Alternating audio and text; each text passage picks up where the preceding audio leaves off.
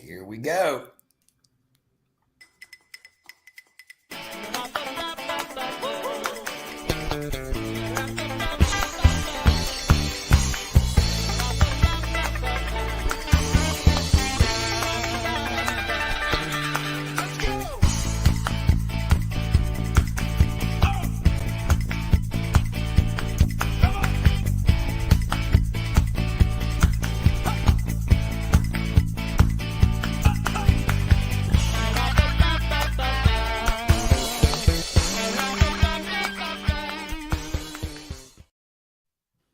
Welcome, everybody, to another episode of Recruiters with No Limits. Always live and never scripted. I'm here with my sidekick and co-host, John Ruffini. Johnny, what's up, brother? Good afternoon, Mr. Richard.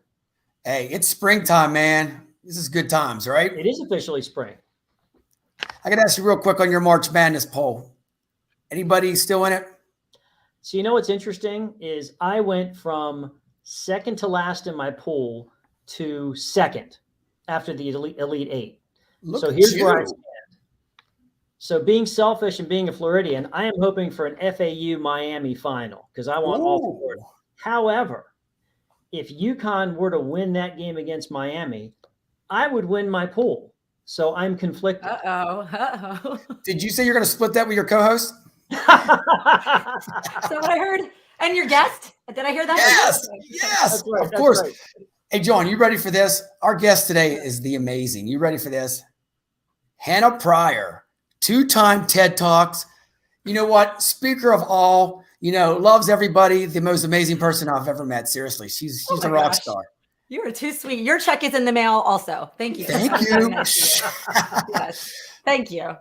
So, hey, tell us a little bit about yourself first. We want to know about you.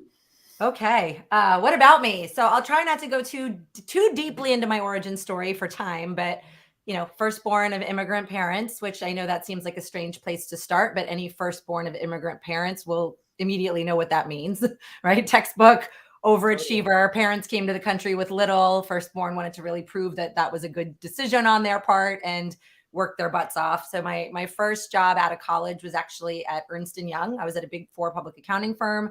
Major was finance. EY paid for my master's degree in accounting. Did that for a couple of years, realized very quickly that was not for me. And one of my former managers from EY actually had gone to Kforce to be in staffing. And so I went and met with her to say, I need out of public, right? Help me find a job. So we went on some interviews together, internal audits, senior accountant. And I think I went on 6 interviews and I was kind of like, if I have to, sure. And then one day we were sitting across the desk from each other and she said, well, what about this? You'd be great at this. You get to use all your knowledge and, all that personality. Sales is really fun. I think you'd excel. And, firstborn child of immigrant parents was like, no, I have a CPA. I have a master's in accounting.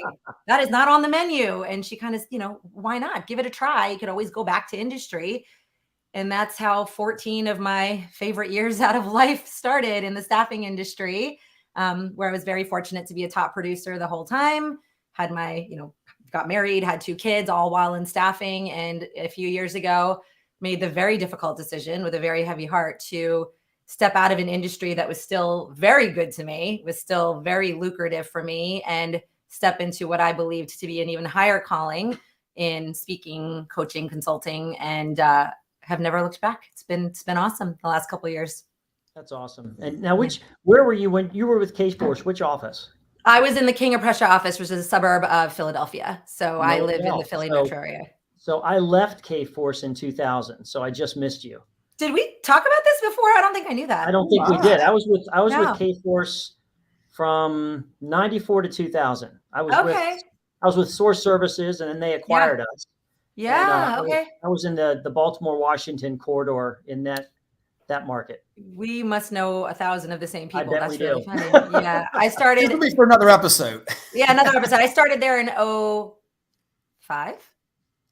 Something like that. Yeah. August 2005 is when I started. Yeah. So we missed each other by a couple of years. Too funny. Learned something new. Did you work with Sean Zamba?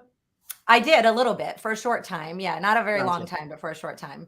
All right, we won't go down memory lane, Richard. I promise. Richard's like, I need a coffee if you guys are going to do that. Yes. Where's my 2 cups at?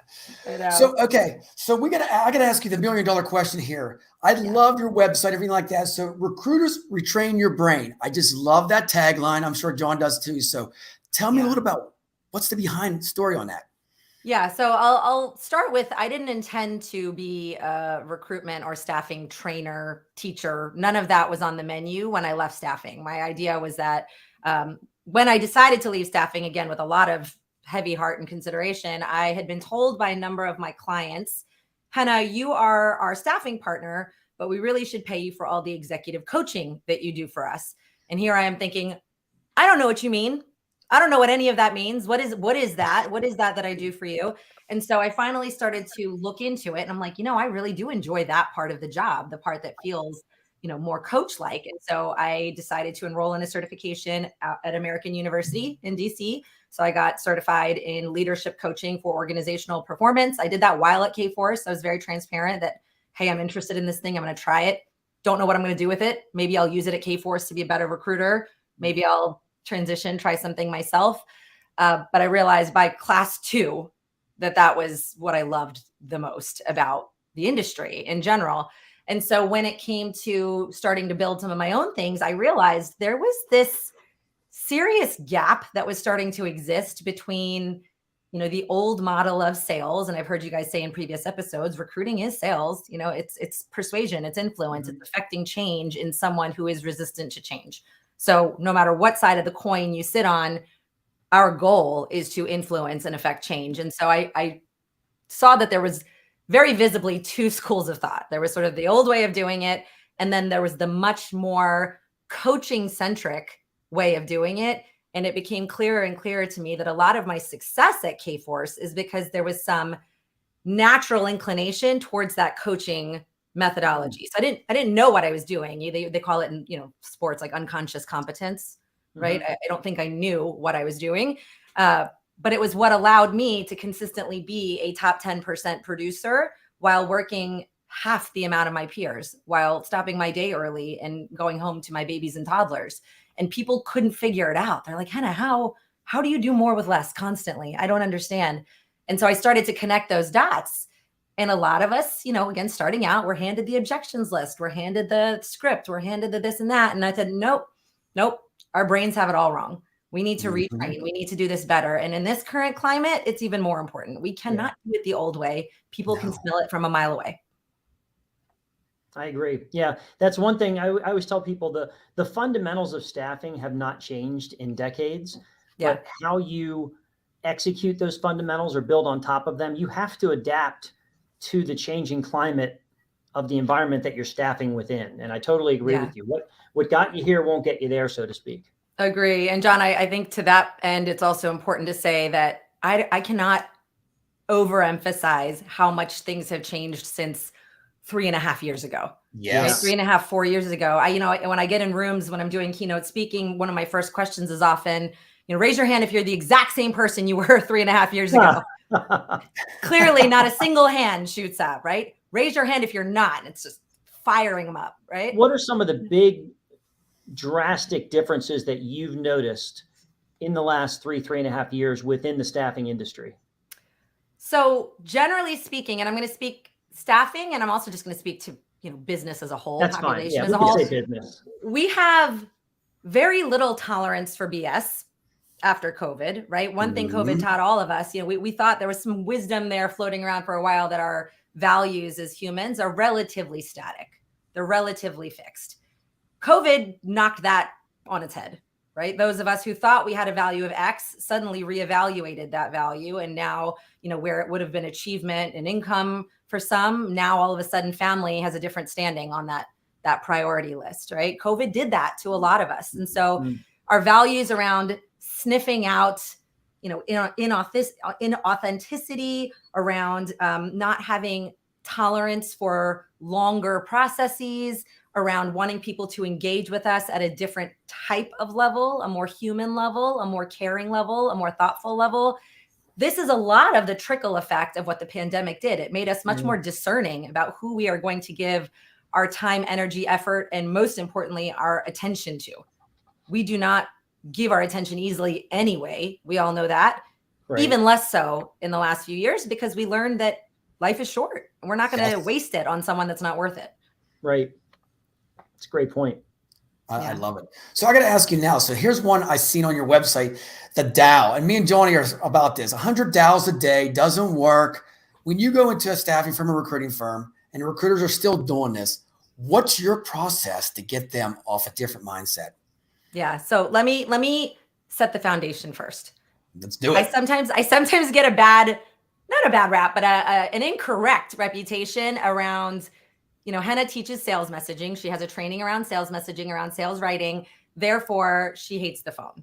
She hates in person. She hates interaction. So let me remind everyone, I'm an executive coach by trade, right? By day. I believe deeply in when someone pauses and what that means, or if they sigh, or the rhythm of their voice and what that tells us. I am not, and I will never be, the anti-phone person, the anti-meeting person. I agree with John. I heard one of your past episodes. You said, these sales writing, the communication, it's a vehicle to get to a richer conversation. And I 100% agree with that. What I don't agree with, which to some people they'll find this provocative, is that it can't be done only digitally. And to that, I lovingly say, watch me. Right? Watch me. Exactly. The BS. It can. And these days, there is a generation of people that are much more comfortable communicating in those modalities. So forget about these days. I left Kforce in late 2019. That year that I left, I counted, because people couldn't believe this. They were incredulous. I counted 3 deals that I closed, each more than 20K perm fees, where I never spoke to a human ever on either side of the equation. There it is. Now let me ask you a question. So I'll push back on you just briefly on this. Yes, please. Not that I doubt it. Yeah. Ding, ding, ding. In ours, ours is a relationship centric business. Agreed. Did you find, and I'm asking because I never have been able to do it, never really tried to do it strictly electronically. Right. Did you feel comfortable that you formed a solid enough trust bound relationship with that person, even though it was just electronic communication? Yes. And so here's how I answer that question. First of all, full disclosure, I would have liked to get these people on the phone.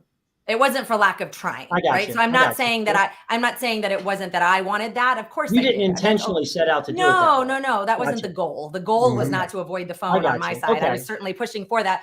But that said, I think part of the gap that we need to bridge and where some people struggle is, what they maybe inadvertently still believe is that digital communication is a more dry, more formal, more transactional mode. So we need to hurry up and get through that in order to get to the next. And what I would assert is actually you can build relationship. You can warm to each other early on. You can start to make those impressions digitally. And if there are people that absolutely will not get on the phone with you, maybe because of their own introversion, their own social anxiety, there's a wide buffet of reasons that somebody may not want to do that. We can still create relationships. It's not going to look the same. I agree with that, but we can still do it. It can be done. I just don't like absolutes where people are like, it can't be done. And then I'm like, to your point earlier, adapt where you need to adapt. Exactly right. So in those situations, never say never. You make it work however it's going to work best for the candidate. And if that's the way it's got to be, it's probably not going to be every time. But in those times where it has to be, what you're saying is it can be done because you've done it. And I love that. Yeah. And again, I'm not suggesting to anyone to do it that way, right? These are learn what to do if you need to do it that way. Well said. If you need to do it that way, but that is not the end goal. Again, there's too much nuance in somebody's pacing of their voice or their hesitation, or I think those things are invaluable. I don't suggest skipping them. I think that's foolish and I wouldn't suggest it. That said, I think we can still do a lot of work on the front end to improve those steps that come before that. Exactly. And you know what? It's an open book. We have to have an open mind. I love how you both said that. At the end of the day, every process can work. There's not one certain process. And I think in our industry, some people say this is the way it is, and that's the only way, but it's not. As you know, my way is totally different than John's or your way. Seriously, I wear flip-flops to work every day. Everybody's like, how in the hell do you get people for flip-flops? It's seriously, it's what makes you happy and what's going to make you successful. The blessing and the curse of our business, folks, is that there's never been one way to do it. Never. And that's, again, the blessing and the curse, because everybody, no matter how successful you are, no matter what industry you recruit for, everybody has their own different way of executing. And that's the beauty of recruiting. Yeah. And I think what's an important call out on all of this, I agree with you both, I think, is that understanding that we live in a multi-generational marketplace right now, right? The people that we serve now straddle several generations, all of whom have different preferences. So I'm not making a case for only sales writing. That would be, again, a fool's errand. I don't think that's accurate, but I think I am making a case for sharpening our swords on a multi-channel strategy of execution.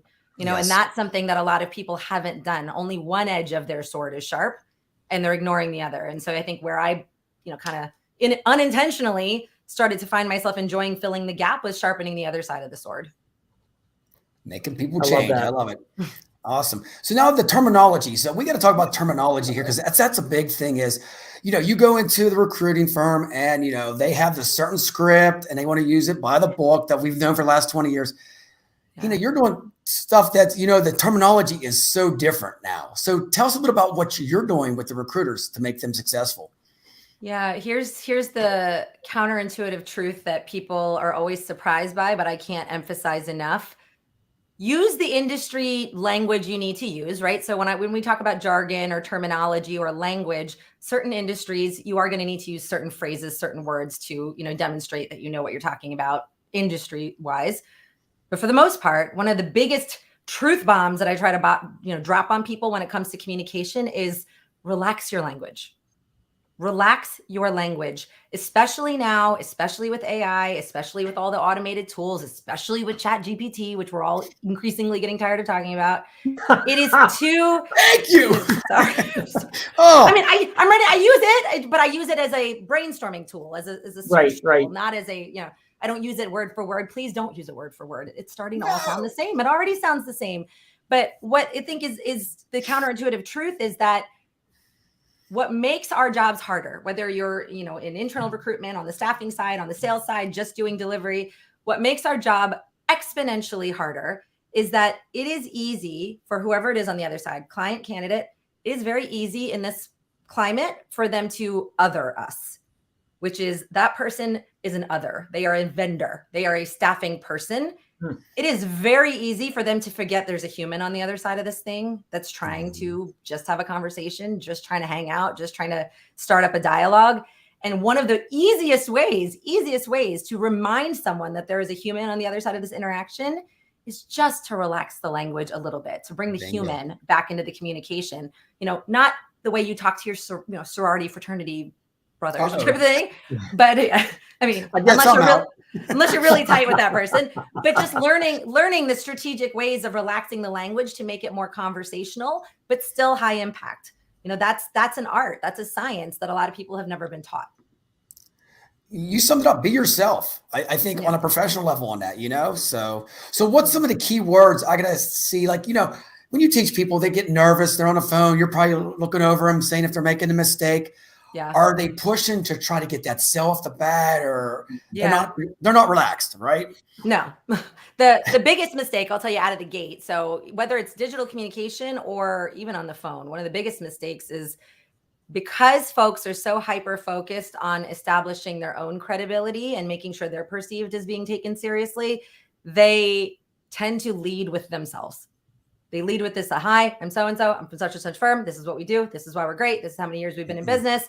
And the one word that is severely underused at the beginning of any conversation is the word you, right? Starting from that you perspective, starting this, based on others in the industry, I'm hearing you might be experiencing XYZ, or, another client like you told me that you might be blah, blah, blah. What is happening in their world? And I don't like to paint, generationally, especially, I don't like to paint with the big broad brushstroke of there's laziness going on. Sometimes there is, but sometimes it's honestly a lack of knowledge of the industries and a lack of knowledge of the people they serve. And so sometimes I'll, be teaching about this you perspective, and people will say, well, I don't know those things about my target customer. And to that, I'll say, okay, let's look at the environment. So here, I'll just give you my favorite metaphor, and then I'll take a beat. Daniel Pink once in an interview talked about if you were a vacuum cleaner salesman back in the day, you needed to know a lot about vacuum cleaners. You needed to know about the hose, the bag versus the bagless. Is it on a ball, swivel, all the facts. These days, if you're a vacuum cleaner salesman and that's all you knew about, Google knows that too. Amazon knows that too. Best Buy knows that too, right? That's not hard for somebody to figure out on their own. So now the successful vacuum cleaner salesman, you know what they need to know about? They need to go to a customer and say, do you have dogs? Do they have hair or do they have fur? Do you have hardwood floors or carpets mostly? Do you live in a part of the country where there's pollen? Do you leave your windows open? Right? They are now in the home cleanliness business. So staffing professionals now in 2023 and beyond, hate to break it to you, you have two jobs. You work in staffing and you also work in the industry in which you serve. And you will have no way of having effective communication, especially at the beginning, unless you really embrace that second fact. You got to wear those two hats. Well, and to your point, that takes work. And if you want to be successful at anything, you got to put in the sweat equity. And I do think that many recruiters today, I mean, I don't mind using the term lazy because I think they're too reactive. Those proactive are making things happen and separating themselves from the pack. But it's that type of work ethic that says, you know what, I'm going to invest the extra time in my own professional development so I can better serve my candidates and make everything about them and I can relate more to them. Yeah, I think generationally too, maybe just a different word is that they've grown up in an environment where they're often playing the short game, right? The instant gratification, the quick swipe, it's the short game. And I try not to fault them. Their conditioning is such that they haven't had to play the long game. I'm writing a book about awkwardness. They haven't had to be awkward because, before it was the helicopter parents. Now they're using the terminology, lawnmower and steamroller parents, where they don't do it for them, but they clear the path, right? Zamboni parents, there's a number of names I've heard. Right. They're not doing it for them, but the path is clear. They're not going to have to stumble through it. And so we've got a generation of young workers who frankly just aren't conditioned. And for that, I struggle to blame them, but it then is on leadership of wherever they work to understand that that's their conditioning. What practices are you building into their development to help them gain that advantage? Because they didn't come in with it. That's what Gen Zs, I will say this. They are, I did 200 last year. I put 200 Gen Zs to work. They love you, man. Just bullshit with them. I'm going to say right now, just BS with them. That's all they want. Seriously. It's just come in and say, I'm a recruiter. I represent people. I don't recruit you. I represent you for the rest of your life. And it's just terminology like that. But I will say one thing about Gen Zs, and you probably both agree, that laziness thing, I hate that word. They have so much potential. They're smarter than us, Yeah. Just ask what they want. Hey, I always tell folks, whether it's millennial or Gen Z, they could be the most impactful generations of our lifetime. And there are people in there, they bring so many good qualities to the table. I think laziness in recruiting has been around forever. You've got folks that, a lot of people just think what we do is easy. Oh, you run an ad, you get candidates. That's not recruiting. So, that hasn't changed. And I think people coming in, there's still a lot of people that kind of test drive our industry as, hey, let me see if I like this. And some succeed, some say, you know what, this is way too hard, versus folks that come into it saying, based on what drives me and what fuels me, I want to do this. And there's a difference. Yeah. And I think to that point, and in general, what prevents people from being successful in this industry, I think to some degree, and again, I'm not trying to be too self-promotional here, but there was a lack of training on modern methods to doing it. Staffing for a really long time got just real anchored in on smile and dial, only that. This is a people business. There's no other way to do it, where every other discipline of sales or influence was quick to the uptick about the world becoming increasingly digital networking, digital footprint. Staffing was behind. And so a lot of people, I teach a sales messaging training with the very truth that most people are operating from high school and college English class writing. That's the writing they are using because that's all they've been taught. They don't know another way. They didn't know there was another way to actually communicate for impact, for influence, to affect change. And so their minds explode when they realize, how come nobody taught me this? How come nobody taught me this? I'm like, it shocked me too when I started teaching it. I thought somebody else must be doing this. But if you don't know how, then you can't be expected to be held to the standard. And to your point, it's incumbent upon leadership to take that responsibility. Yeah. Yes.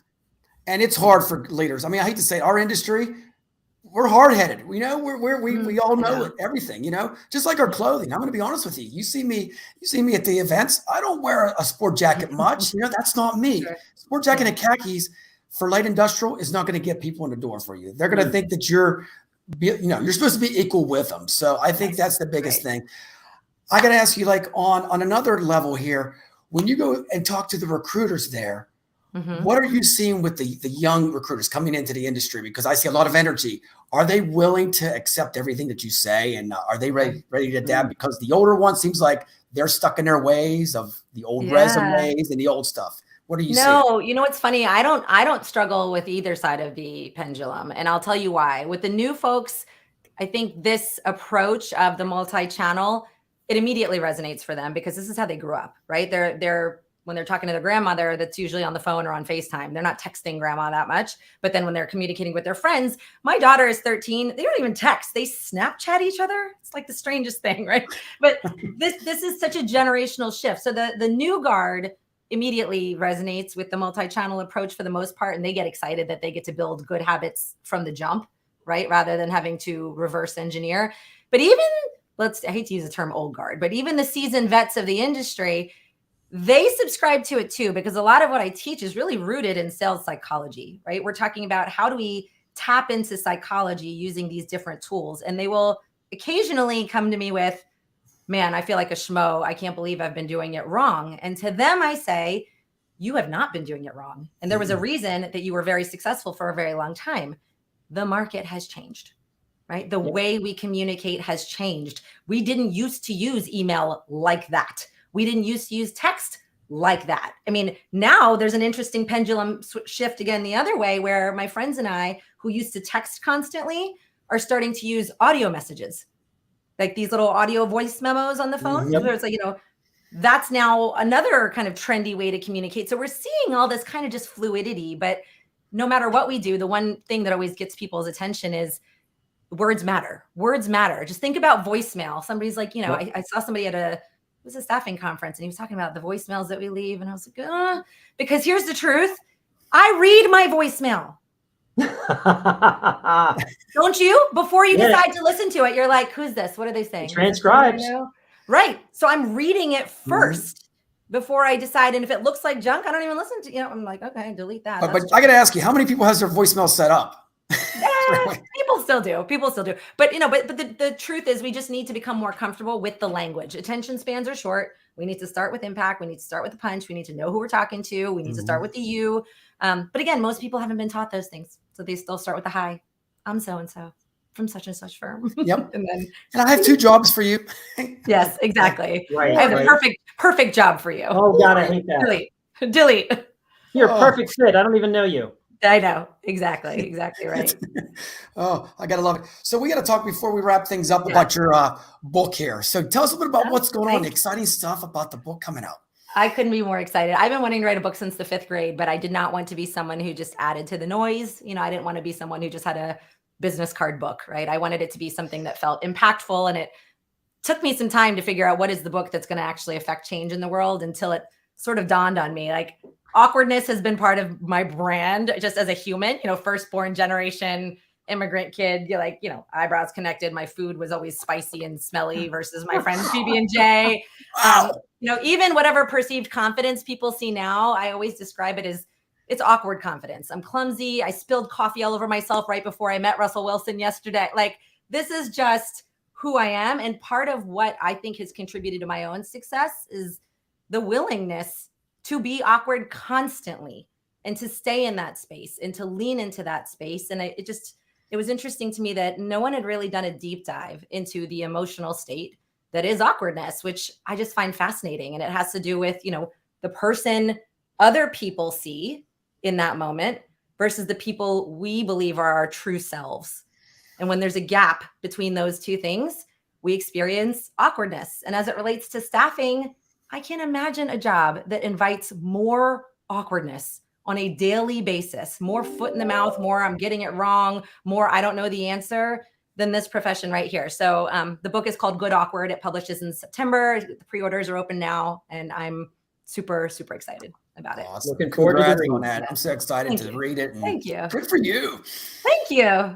Having fun. So, Hina, any final thoughts before we wrap things up here? Anything you want to tell everybody out there real quick? Yeah, I guess I would just end with this. I am passionate about so many different facets of the staffing industry, but sales writing does have my heart. Language, words, it has my heart. So truly, and I mean this, whether it's me or whether it's a different avenue, right? Whether it's just you doing more self-study research about how do I better master neurolinguistics? How do I better master the use of words in my day-to-day? If that is not a skill you have ever prioritized, it is not too late. This is the market we live in. It is now a digital, online, hybrid world. Please make it a priority. You will feel so much better about your results if you do. There it is right there, Johnny. Wrap it up, brother. She's the person to call if you're looking for impossible change, as her tagline says on LinkedIn. I learned so much. I could talk to you for a long time. I wrote down a few notes here. The one that was most impactful, well, obviously, I agree with you wholeheartedly. Got to be more human, more authentic. But when you mentioned and drove the point home about sharpening your sword in different strategic areas, that hit home. And I think that's a great takeaway for a lot of people who hopefully are going to listen to this. Awesome. So true. Hey, it's been a pleasure. You know what? You're always welcome on our show anytime. I'm going to take it this way. Adapt. That's the biggest thing, guys. Just adapt to what we have. And do it awkward, but do it anyway. Love it. Woo, there it is. Thanks for having me, Thank you so guys. much, everybody. Have a great week. We'll talk to you next week. See ya. Take care.